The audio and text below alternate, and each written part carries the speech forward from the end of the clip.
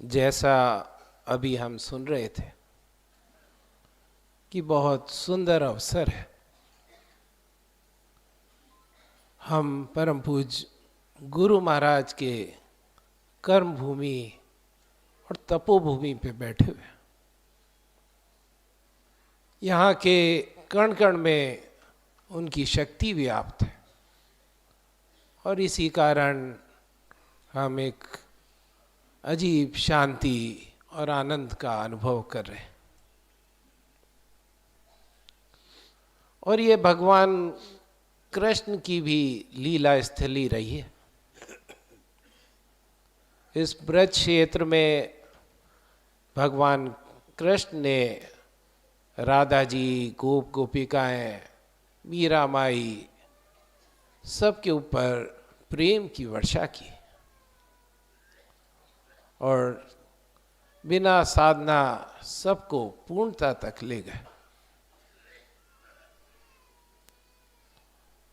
और इस समय यहाँ पर भगवान कृष्ण और राधा रानी की होली का समय है, फागोत्सव मनाया जा रहा है। और वातावरण में भगवान कृष्ण द्वारा उड़ाए गए रंग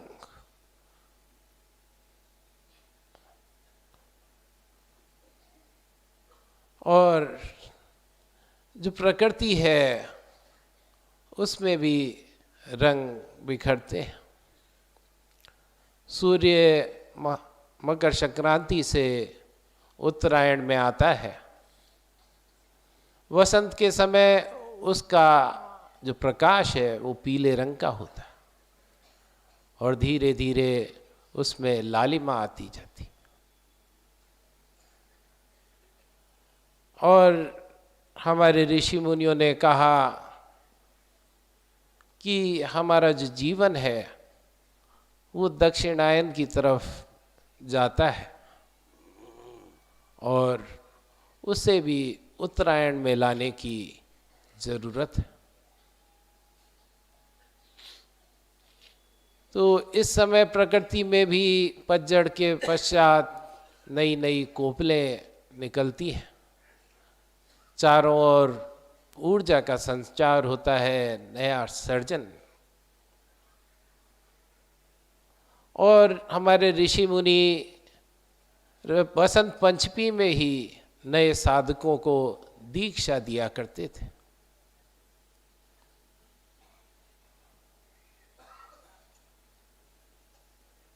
तो ये जो मथुरा नगरी है ये यमुना नदी के किनारे बसी है। यमुना को कर्म के प्रभाव को रिप्रेजेंट करने वाला बताते हैं।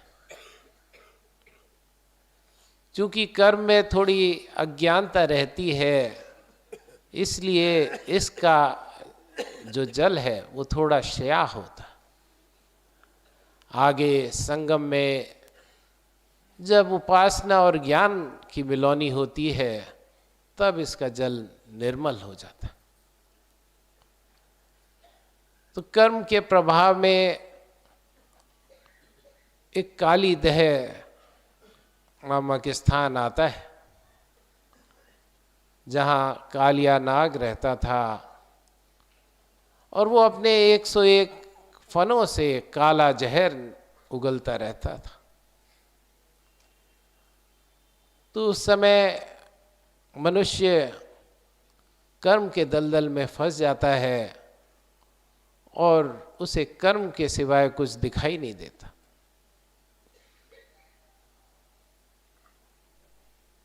उसको ये लगता है कि मैं ही अपने परिवार का, अपने जीवन का करता हूँ और उसी में फंसा रहता है। जब गुरु की दृष्टि पड़ती है तो वो भगवान कृष्ण की तरह उस कालिया नाग का मर्दन करते हैं, तब वो आगे बाहर निकल पाता है। परम पूज्य गुरु महाराज ने बताया कि ये कालिया नाग तामसी वृत्ति है। हमारे जो कर्म है वो तीनों गुणों से प्रभावित रहते हैं, सत रज और कर्म। तो ये जो तामसिक वृत्ति है हमें इस संसार में बांधे रखती है,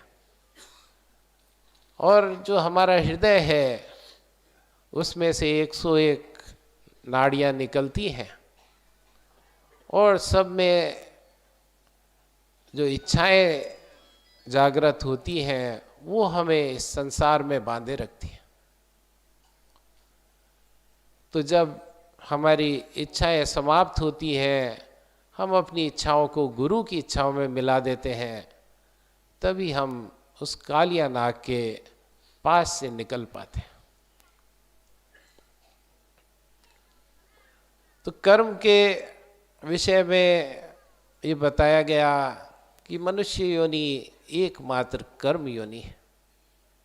जब तक जीवन है, जब तक इंद्रियां चलायमान है, हमें कोई ना कोई कर्म करते ही रहना। तो इसके संबंध में भगवान कृष्ण ने बताया कि कर्मण्य वा अधिकारस्ते मा फलेशन कदाचन, कि तुम्हें कर्म का तो अधिकार है, लेकिन उसका फल क्या मिलेगा, परिणाम क्या मिलेगा, ये मैंने अपने ही हाथ में रखा है। तो लेकिन कर्म किए बगैर जीवन आगे नहीं बढ़ता। उन्होंने बताया कि उद्योगे वस्ती लक्ष्मी, कि जो उद्योगशील है, जो कर्मठ है, पूरी लगन से कार्य कर रहा है, उसी को धन की प्राप्ति होती है, उसी को विद्या की प्राप्ति। जो कमजोर लगन वाला है वो पहली ही अड़चन पे काम को छोड़ के भाग जाता है। आप जितने भी महापुरुषों को देखेंगे तो उनके जीवन में अनेकों अड़चनें आई, और उन्होंने उनको पार करके ही वो अपने लक्ष्य तक पहुंचे। उसके साथ साथ उन्होंने ये बताया कि कर्म हम कैसे करें कि उसका संस्कार ना बने, ये विकर्म से अकर्म कैसे बने। क्योंकि यदि हमारा संस्कार बनता है तो चाहे वो अच्छा बने चाहे बुरा बने, उसको काटने के लिए हमें नया जन्म लेना पड़ेगा। तो जन्म जन्मांतर का ये बंधन छूटेगा नहीं। तो ये बताया कि राग द्वेष मैं और मेरा से जब तक कर्म प्रभावित रहता है तब तक हमारा संस्कार बनता है और हम कर्ता बने रहते हैं। तो इसीलिए परम पूज्य गुरु महाराज ने बताया कि मैं और मेरा को छोड़कर तू और तेरा का पाठ सीख, कि खुद को मालिक या कर्ता ना मानकर सेवक या मैनेजर माने, और जो कार्य है वो गुरु के मानकर मैनेजर की भांति सेवक की भांति करें, तो हमारे संस्कार नहीं बनेंगे। जैसे एक मुनीम है, वो सेठ की रकम प्राप्त करता है और देता है, लेकिन दिन के आखिर में उसे कोई लाभ हानि नहीं होती, लाभ हानि सेठ की होती है। और भगवान कृष्ण ने बताया कि योग कर्मेषु कौशलम, कि योग कर्म के कौशल का ही नाम है। तो योगी या महात्मा, उसको आप उसके कर्म से पहचान सकते हैं। उसके कर्म यदि निर्मल हैं तो उसका हृदय भी निर्मल हो। आगे हम सुन ही रहे थे कि ये महाशिवरात्रि का पर्व है। भगवान शिव आदि गुरु है। भगवान शिव और उनके पुत्र गणेश जी दोनों ज्ञान के देवता हैं, और ज्ञान से ही मोक्ष की प्राप्ति होती है और हमें शांति मिलती। हमारे शरीर में जो ज्ञान का स्थान है वो बुद्धि है। और गुरु महाराज ने बुद्धि दो प्रकार की बताई, स्थूल बुद्धि और निर्मल बुद्धि या ऋतिम्बरा बुद्धि। तो स्थूल बुद्धि से सांसारिक पदार्थों का ज्ञान प्राप्त किया जाता है, और निर्मल बुद्धि से परमात्मा का ज्ञान प्राप्त होता है।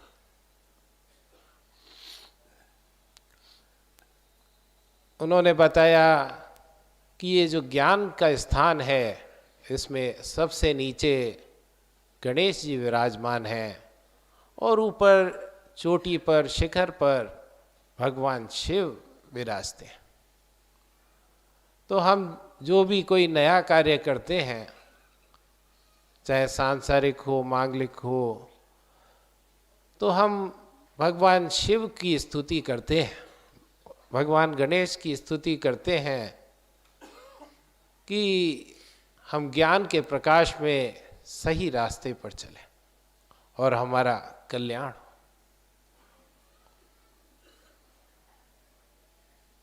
और इस प्रकार हमें इस अवसर पर अनेकों लाभ प्राप्त हो रहे हैं, लेकिन सबसे बड़ा जो लाभ प्राप्त हो रहा है वो यह है कि हम परम पूज्य गुरु महाराज के भंडारे में बैठे हुए हैं।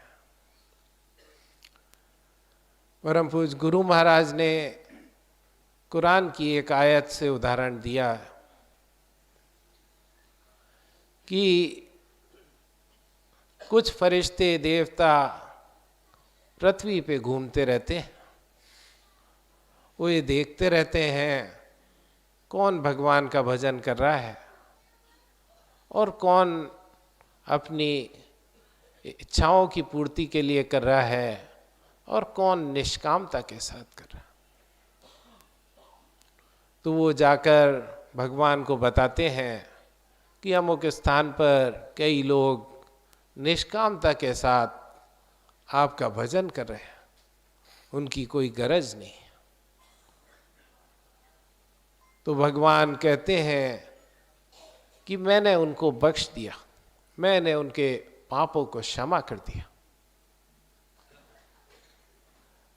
तो देवता आगे कहते हैं कि वहाँ पर कुछ लोग ऐसे भी थे जो आपका भजन नहीं कर रहे थे। तो भगवान कहते हैं कि भक्तों के लिए मैंने उनको भी बख्श दिया। तो भंडारे के अवसर पर पुण्यात्माओं के साथ साथ पापात्माओं का भी उद्धार हो जाता है।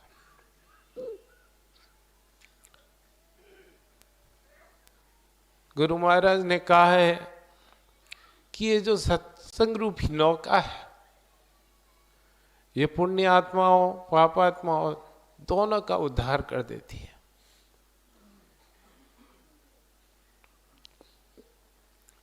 तो गुरु महाराज से यही प्रार्थना है कि हमने कोई पुण्य तो किए नहीं, दूसरे भक्तों के सहारे हमें भी पार लगा दीजिए।